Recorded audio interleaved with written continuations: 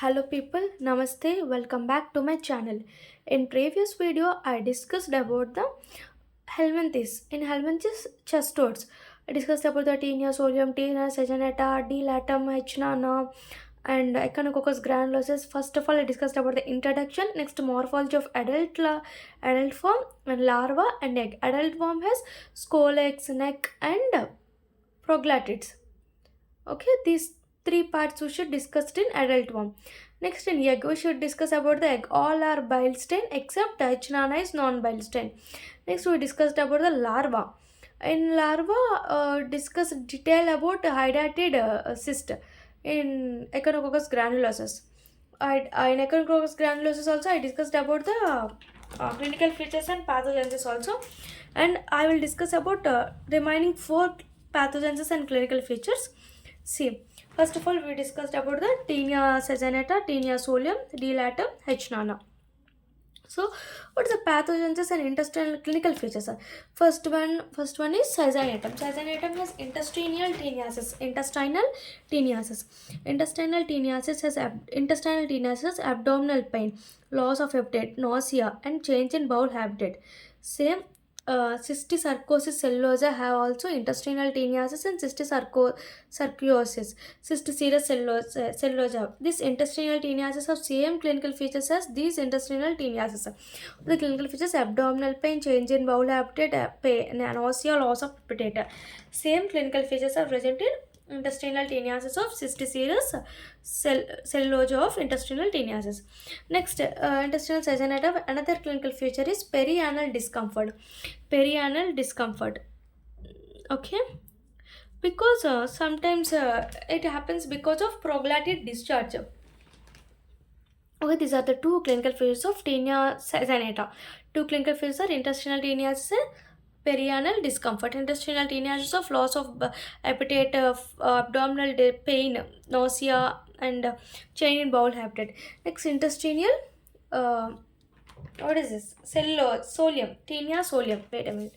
Taenia solium. Taenia solium of Taenia solium. Here pathogens are clinical features of intestinal teniasis same as this one. And next cysticercosis. Cysticercosis has four types of cysticercosis are present in four parts like eye. In eye, it causes ocular cysticercosis. Muscle, it leads to muscular cysticercosis. Subcutaneous cysticercosis. In brain, it leads to neurocysticercosis. The most important sarcosis, neurocysticercosis. First of all, what are the clinical features comes under neurocysticercosis? Sometimes they will ask the what is that? For short answer question for university exams, write about the neurocysticercosis. So, what are the neurocysticercosis? What are the clinical features? The main clinical features of neurocysticercosis: brain means it leads to seizures. Seizures is most common cause of clinical feature in neurocysticercosis. Next one is hydrocephalus. Next, increased ICT. Next, chronic meningitis and dementia. It leads to dementia, chronic meningitis. First, seizures and hydrocephalus and increased ICT, intracranial tension. These are the clinical features. Generally, it is the neurocysticercosis at the age of 30 to 50 years. It commonly occurs. Here, two types of neurocysticercosis: parenchymal, extraparenchymal. Parenchymal leads to brain parenchyma. It is brain parenchyma, and extraparenchyma is outside the parenchyma, like spinal cord, meningitis, ventricles, and subarachnoid spaces. Like meningitis, ventricles, spinal cord, and subarachnoid spaces are extraparenchymal. Parenchymal means brain parenchymal. These are the types of neurocysticercosis. These are the clinical features, like important clinical features: seizures, hydrocephalus, intracranial tension increases, chronic meningitis, and dementia. These are the clinical features. So we should know about the neurocysticercosis. Wait a minute. So, neurocysticercosis, cysticercosis caused by cysticercosis, cysticerous cellulase. Cysticerous cellulase. How it present? It generally in oval in shape. It is generally oval in shape. In this oval in shape, we have an this is the outer layer. Is the outer layer. Outer layer appears like a bladder-like sac with vascular fluid. Outer layer appears like a bladder-like sac. It seems to be a vesicular. It seems filled with vesicular fluid. And inner layer has a growing scolex is present. Inner layer is growing scolex. Outer layer is bladder-like sac. It is in shape of oval shape. Cysticerous cellulose. What are the lab diagnosis comes under neurocysticercosis? Important one, very important one. You should remember this. First, by lab diagnosis by radio Diagnosis. It has CT scan, MRI scan. By using this, sorry, CT scan, MRI scan, we can know about the number of cystic serous cellulose and location and size of cystic sarcosis and stage of disease. We can know by using the CT scan and MRI scan. Next, antibody detection, antigen detection. By antibody ELISA and Western blot, antigen is ELISA. Histopathology by biopsies like muscle. If muscle affected muscle, brain affected brain, subcutaneous, etc. These are the biopsies of histopathology. Next, we used FNAC by fine needle aspiration cytology by Gemsa staining, and fundoscopy of eye also we can see lab diagnosis in cystic serous cellulose like detect larva, useful for detect larva. And diagnostic criteria is revised Bell Burett's based on clinical, epidemiological, immunological imaging. These are the lab diagnosis. What are the lab diagnosis? Very very important. First CT scan, MRI scan. Next antigen detection, antibody detection. Next histopathology, FNAC, and fundoscopy of the eye. This is the lab diagnosis of cystic serous cellulose. Okay.